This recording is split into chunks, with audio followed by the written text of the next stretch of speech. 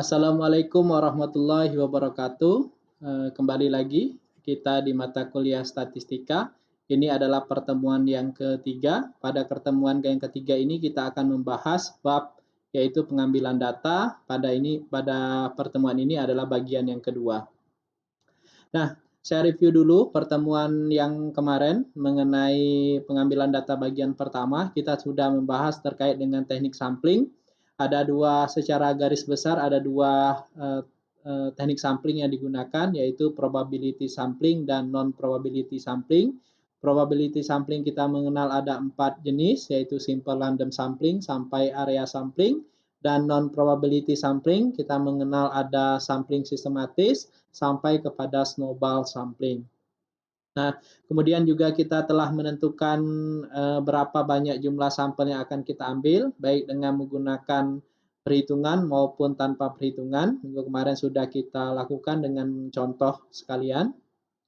Nah, pada pertemuan kali ini kita akan membahas tentang bagaimana metode pengambilan datanya, kemudian kita akan membuat ragam bentuk pertanyaan, kemudian hal-hal apa saja yang harus kita perhatikan dalam membuat pertanyaan ataupun pernyataan. Kemudian kita juga akan membahas tentang bagaimana sih panduan membuat pertanyaan yang baik dan benar, bagaimana cara mendesain kuesioner, kemudian contoh kuesioner yang baik. Baiklah, kita masuk yang pertama yaitu metode pengambilan data. Secara umum dibagi menjadi 4 cara untuk pengambilan data. Yang pertama yaitu pengamatan. Pengamatan namanya saja pengamatan berarti mengamati, biasanya menggunakan indera, baik indera penglihatan, indera penciuman, indera pendengaran maupun indera peraba. Nah, instrumen yang biasa digunakan yaitu lembar observasi atau form observasi, sedangkan sumber datanya biasanya kita sebut dengan responden. Kalau pengamatan biasanya itu adalah objek, ya. Objek biasanya suatu kondisi, suatu peristiwa atau suatu keadaan. Kemudian yang kedua adalah studi literatur. Studi literatur ini berarti kita melakukan pengumpulan data. Biasanya data yang kita kumpulkan ini merupakan data sekunder. Instrumen yang biasa kita gunakan yaitu daftar data-data yang kita butuhkan, studi yang kita butuhkan. Sumber datanya biasanya berupa naskah-naskah, biasa undang-undang atau jurnal, atau suatu tulisan atau peta, dan lain sebagainya. Yang ketiga yaitu angket atau kuesioner. Nah, angket atau kuesioner ini biasanya instrumennya juga disebut dengan angket atau kuesioner yang berisi berupa pertanyaan, ya. Kemudian sumber datanya biasanya disebut dengan responden. Nah, responden ini bisa orang, ya, bisa misalkan petani atau mahasiswa atau guru atau dosen dan lain sebagainya. Dan yang terakhir yaitu wawancara. Metode wawancara ini biasanya kita mengajukan beberapa pertanyaan atau sejumlah pertanyaan kepada yang kita sebut dengan narasumber. Nah, instrumen yang biasa digunakan oleh si pewawancara yaitu panduan wawancara atau daftar pertanyaan. Kemudian dalam wawancara juga biasanya dilakukan perekaman, bisa juga dengan menulis. Kalau dulu menggunakan Walkman, kalau sekarang bisa menggunakan semacam kamera, bisa menggunakan HP ataupun kamera jenis lainnya. Ini adalah metode-metode pengambilan data. Nah, dari metode mana yang tepat biasanya tergantung dari jenis penelitiannya. Boleh menggabungkan antara 1, 2, atau lebih dari metode yang ada untuk memperoleh data yang dibutuhkan. Nah, sekarang bagaimana sih membuat pertanyaan kuesioner? Biasanya baik pertanyaan kuesioner maupun biasanya digunakan untuk panduan wawancara juga. Nah, sebelumnya kita harus membedakan dulu apa yang disebut dengan pertanyaan dan pernyataan. Kita mau menggunakan yang mana? Kalau pertanyaan biasanya membutuhkan jawaban. Jadi suatu kalimat yang membutuhkan jawaban dan kita bisa menjawab. Sedangkan pernyataan biasanya kita bisa menilai apakah kalimat tersebut benar atau salah, baik atau tidak. Misalkan kalau pertanyaan, apakah saya selalu memakai masker? Apakah kamu selalu memakai masker? Nah, kalau pernyataan bisa kalimatnya menjadi saya selalu memakai masker. Nah, Ketika apakah kamu selalu memakai masker, butuh jawaban, gitu kan? Iya atau tidak. Sedangkan kalau pernyataan tadi, apakah saya selalu memakai masker. Nah, bisa saya jawab ya atau bisa saya jawab benar atau tidak, gitu kan? Saya selalu memakai masker, ya atau tidak, benar atau salah. Nah, itu kita harus memilih antara kedua itu, apakah menggunakan pertanyaan, apa menggunakan pernyataan. Nah, kalau menggunakan pertanyaan ada 3 jenis, ada namanya pertanyaan tertutup, ada yang namanya pertanyaan kontingensi, dan ada yang namanya pertanyaan terbuka. Apa bedanya? Kalau pertanyaan tertutup itu adalah pertanyaan yang pilihan jawabannya sudah disediakan. Biasanya bentuk pertanyaannya berupa pilihan ganda. Contohnya, secara umum iklan televisi memberikan informasi yang benar. Nah, jawabannya ada A, B, C, D, E. Ada pilihan, tergantung dari si responden memilih jawaban yang mana. Nah, biasanya hanya boleh memilih satu jawaban. Yang kedua adalah pertanyaan kontingensi. Pertanyaan kontingensi ini adalah sebuah rangkaian pertanyaan terhadap suatu topik tertentu. Jadi pertanyaannya berurutan dan biasanya saling berhubungan. Misalnya seperti ini. Mengapa Anda tidak misalkan apakah Anda mengetahui tentang adanya buku sekolah elektronik? Misalkan dia mengetahui pernah, maka ada pertanyaan lanjutan. Jika pernah, berapa kali Anda mengaksesnya dalam seminggu? Nah, boleh kemudian ada pilihan, ada sekali, 2 sampai 5 kali, lebih dari 5 kali. Jadi setelah satu pertanyaan, kemudian dilanjutkan pertanyaan yang lainnya, yang biasanya itu untuk memperdalam atau untuk memperjelas pertanyaan yang diajukan sebelumnya. Kemudian yang ketiga adalah pertanyaan terbuka. Pertanyaan terbuka ini mirip seperti pertanyaan esai. Jadi pertanyaannya tidak ada pilihan jawaban dan jawabannya itu diserahkan kepada responden. Nah, contohnya, mengapa Anda tidak memberikan suara pada pemilihan umum? Nah, jawabannya terserah kepada responden. Tentu biasanya jawaban ini bersifat terbuka untuk mendapatkan informasi yang lebih detail dan narasi yang lebih luas biasanya. Nah, dalam membuat pertanyaan, ada beberapa hal yang harus kita perhatikan sehingga pertanyaan yang kita buat itu tidak menjadi bias sehingga orang bisa mengerti. Ini ada 11 hal yang harus diperhatikan, kita akan bahas satu-satu. Yang pertama adalah pertanyaannya harus jelas. Saya ambil contoh misalkan seperti ini. Stasiun TV apa yang paling sering Anda tonton? Kenapa ini salah? Karena biasanya kita untuk stasiun TV, kita tidak menonton stasiun TV-nya. Tetapi yang biasanya kita tonton adalah suatu programnya. Sehingga pertanyaan yang baik sebenarnya adalah stasiun TV apa yang programnya paling Anda nikmati. Jadi bisa kelihatan benar yang pertama, ya, tapi sebenarnya itu kurang tepat, tidak jelas karena kita dalam menonton itu biasanya yang kita lihat adalah programnya, bukan stasiun TV-nya. Jadi harus diperhatikan. Yang kedua, coba cari di mana letak ketidakjelasannya. Bagaimana pendapat Anda tentang rancangan undang-undang tersebut? Nah, yang menjadi pertanyaan undang-undangnya. Ini undang-undang apa maksudnya? Tentu undang-undang misalkan tentang eh, apa namanya? Undang-undang tentang misalkan BPJS atau undang-undang tentang pekerjaan, undang-undang tentang pertanian, misalkan harus jelas pada suatu topik mana. Apa yang Anda kerjakan minggu lalu? Nah, tidak spesifik minggu lalunya ini hari apa dan tidak jelas juga. Tidak mungkin orang ingat apa yang dikerjakannya minggu lalu, ya kan?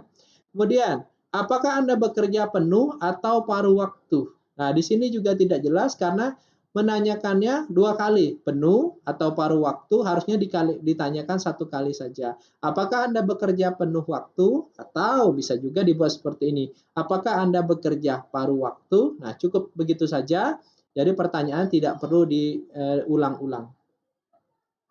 Kemudian yang ketiga, yaitu hindari pertanyaan ganda. Seperti yang saya sampaikan tadi, ya. Isi program televisi cenderung untuk saling meniru dan tidak mendidik. Apakah Anda setuju atau tidak setuju? Jadi pertanyaannya cukup satu kali saja. Apakah Anda setuju? Gitu ya. Apakah Anda tidak setuju? Jadi tidak diulangi pertanyaan yang sama, yang ganda.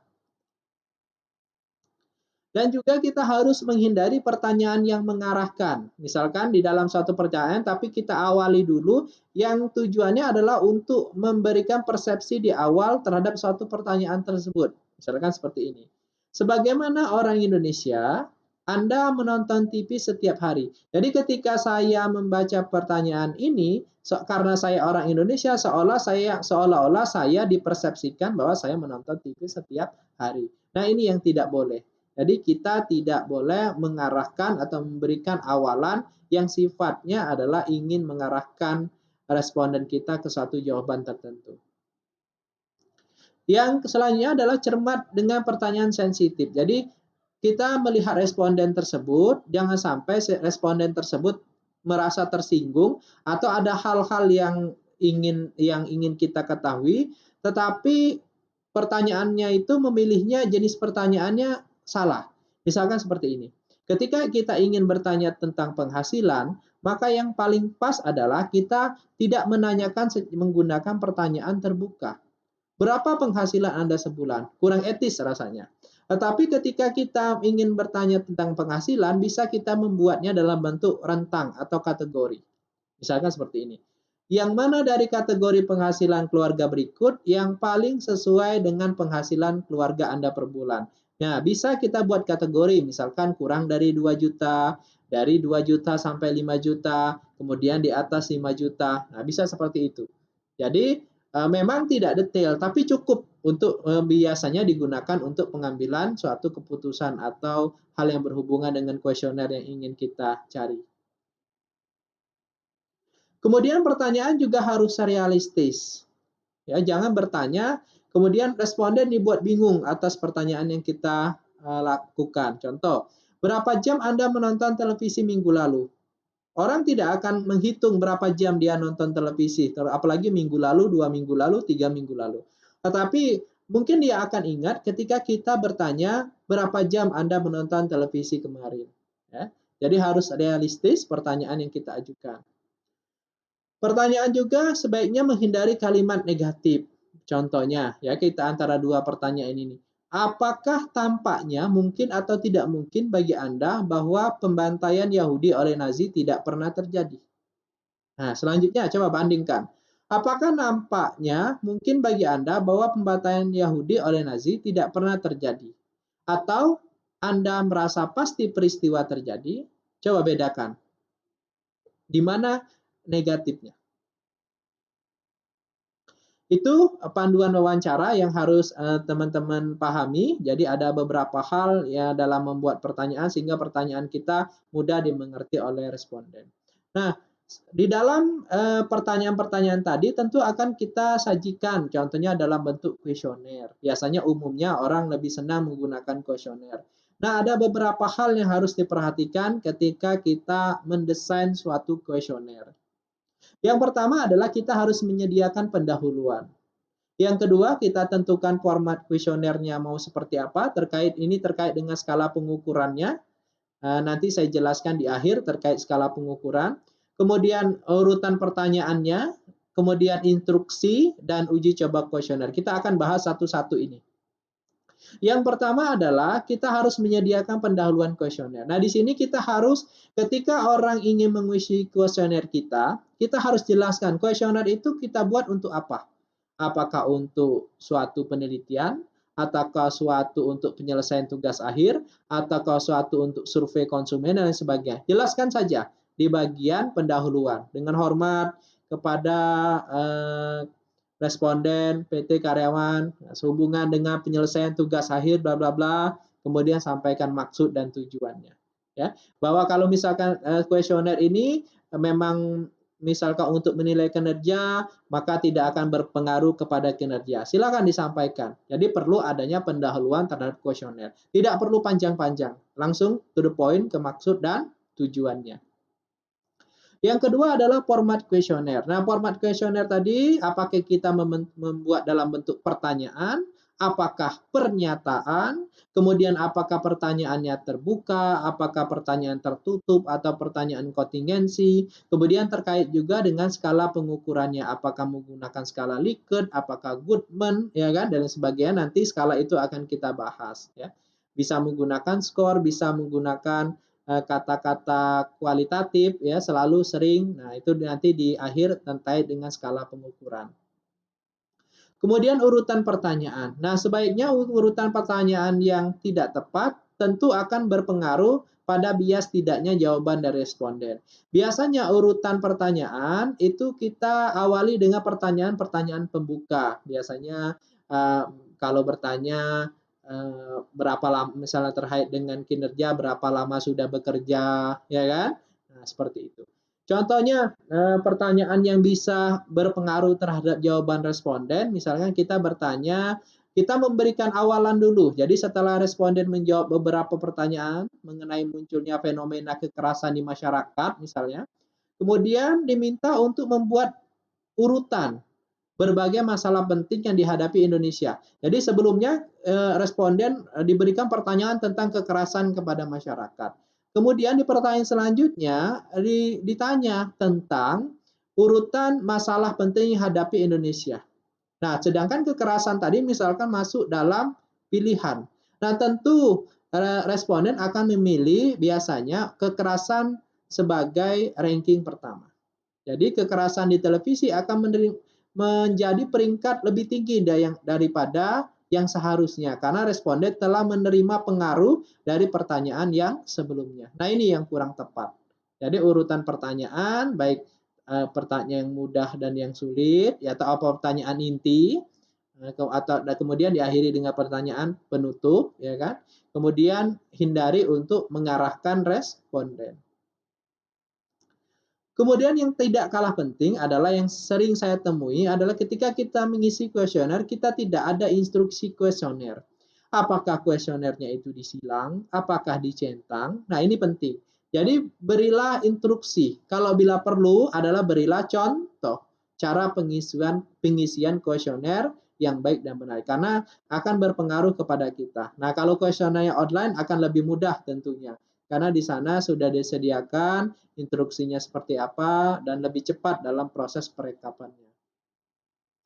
Yang terakhir, ketika Anda selesai membuat kuesioner, pekerjaan Anda belum selesai, tetapi Anda harus menguji cobakan kuesioner tersebut, terutama kepada teman Anda yang dekat atau teman kelas Anda, untuk memeriksa kuesioner kita. Jadi uji coba kuesioner yang telah dibuat ini kepada sejumlah orang saja.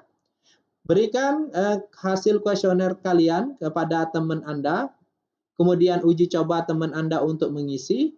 Kemudian ketika teman Anda untuk mengisi, jangan beri penjelasan apapun kepada mereka terkait pertanyaan, terkait dengan jawaban, atau apapun itu. Silakan mereka untuk mengisi.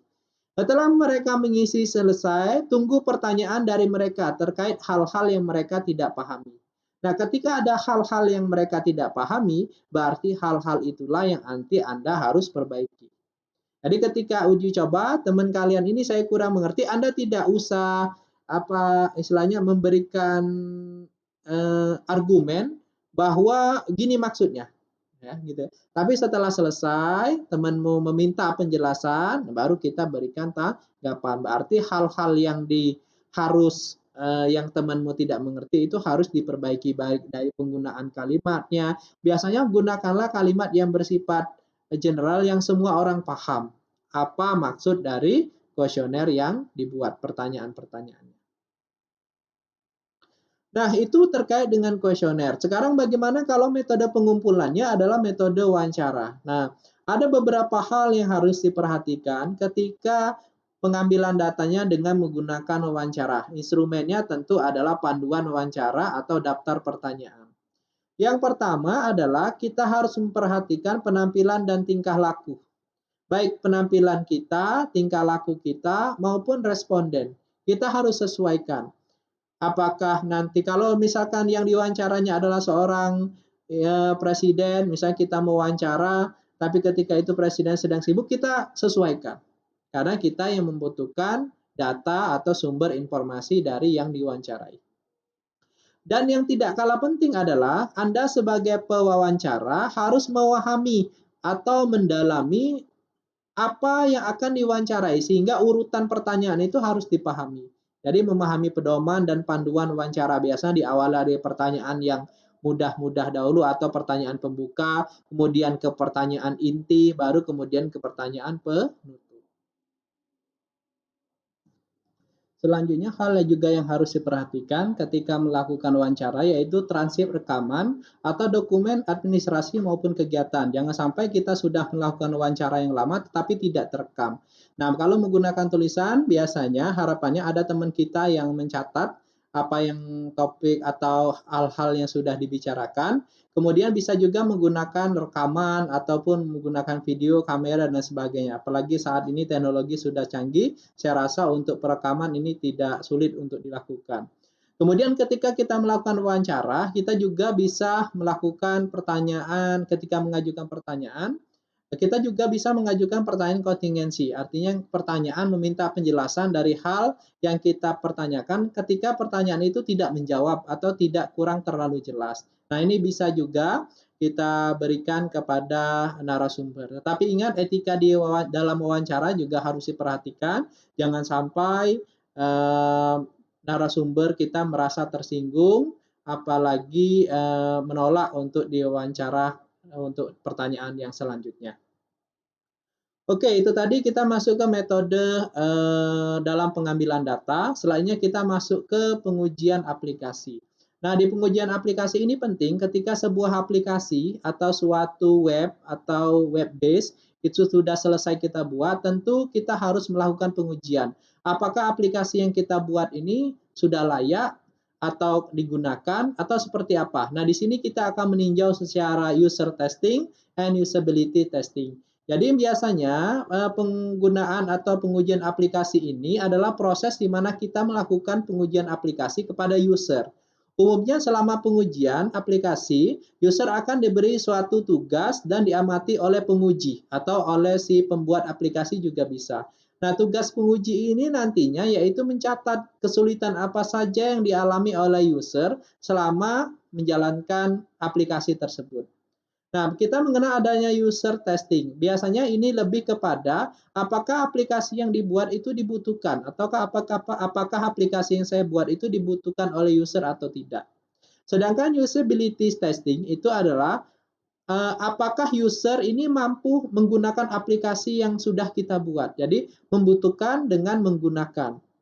Nah, ada beberapa hal yang harus diperhatikan ketika kita melakukan pengujian aplikasi. Ini adalah web based. Ada dua, ada yang menggunakan pengujian di localhost, ada yang menggunakan pengujian di internet. Kalau pengujian di localhost, ada beberapa hal yang harus diperhatikan. Yang pertama yaitu pengujian usability-nya. Apakah user tadi bisa menggunakan aplikasi kita? Yang kedua yaitu pengujian terkait dengan sistem navigasinya, apalagi misalkan kita membuat suatu WebGIS, kemudian strukturnya juga. Kemudian pengujian terkait dengan graphic desainnya seperti apa, desain visualnya. Pengujian secara kontennya, tentu sebelum membuat aplikasi ada analisis fungsionalnya, apakah fungsionalnya itu sudah dibuat dan konten-kontennya sudah disesuaikan. Kemudian ada lagi yaitu terkait dengan compatibility-nya. Jadi compatibility testing ini kita lebih kepada pengujian yang digunakan untuk memeriksa apakah perangkat lunak atau aplikasi itu yang dikembangkan itu mampu berjalan pada hardware, sistem operasi, aplikasi ataupun lingkungan jaringan yang berbeda. Maka di sini perlu menetapkan minimum versi untuk menjalankan aplikasi tersebut. Kemudian kita juga perlu melakukan pengujian terkait dengan loading time-nya, ya. Pengujian ini yaitu kita juga perlu mengujinya terkait dengan loading time, yaitu seberapa lama aplikasi tersebut dibuka sehingga terbuka halaman webnya. Kemudian kita juga akan melakukan terkait dengan pengujian fungsionalitasnya, kemampuan dari suatu aplikasi tersebut, misalkan membuat WebGIS, kemudian apakah aplikasi tersebut bisa untuk membuka petanya, fungsionalnya, kemudian apakah aplikasi tersebut bisa untuk menyampaikan informasi, kemudian terkait juga dengan accessibility-nya, kemudian terkait dengan interaktifnya, itu adalah pengujian-pengujian aplikasi kalau dilakukan di localhost. Kemudian kalau pengujian aplikasinya kita lakukan di internet,